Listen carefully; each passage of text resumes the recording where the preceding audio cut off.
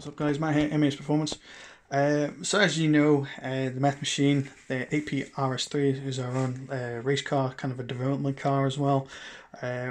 It's got a full 3-inch 316 stainless steel custom exhaust system on it. What I didn't do at the time when I had that made was replace the aftermarket, well, put an aftermarket exhaust valve on it.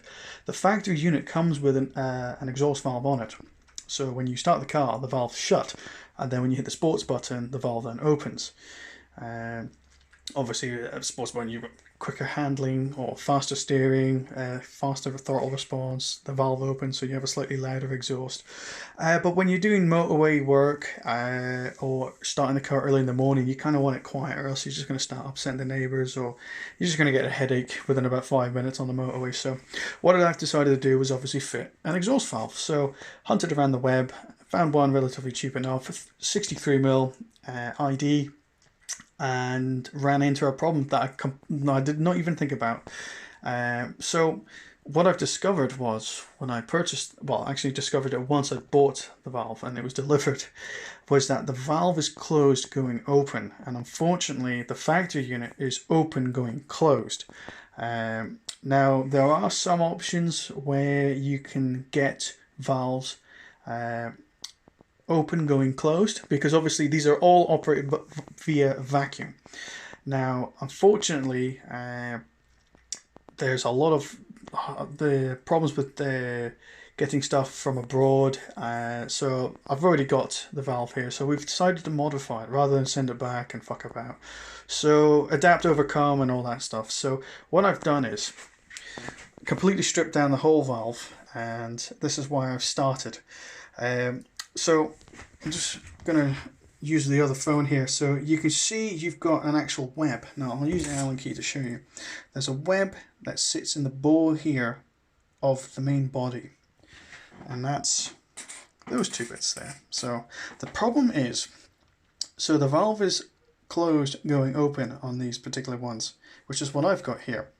Now what happens is I need to get the valve to go open going closed, but I can't do that because the linkage, the way the linkage arm is designed, and where the mount is for the vacuum actuator, which sits on the side of it, it's almost impossible to get this valve in its current shape and form to go open going closed.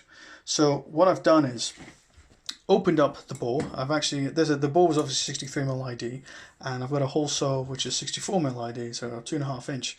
So I didn't think it would actually go through because it's stainless steel, but I did it nice and slow, a bit of coolant, and it's actually made not too bad a job.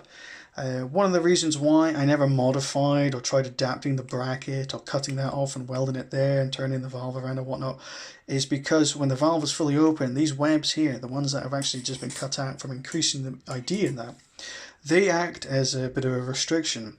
This may be 63mm ID, but it's slightly less because of that webs there. So what these webs do is they're a hard stop for the valve. So when the valve is fully closed, they rest up against that. So I've never liked the idea of these valves having that for a performance system, because obviously that is, you know, it's going to reduce flow ultimately. Not much, but you know, every little bit helps. So what we've done is machined this all out. It took quite a while, but it is done. And we've modified this valve, which was closed going open, and don't forget we need a valve that's open going closed. Now all of these exhaust valves are operated via vacuum pressure. So what we're going to do is reassemble this, and I want to show you a second video of how we've modified this to go open going closed rather than closed going open. Alright, cheers.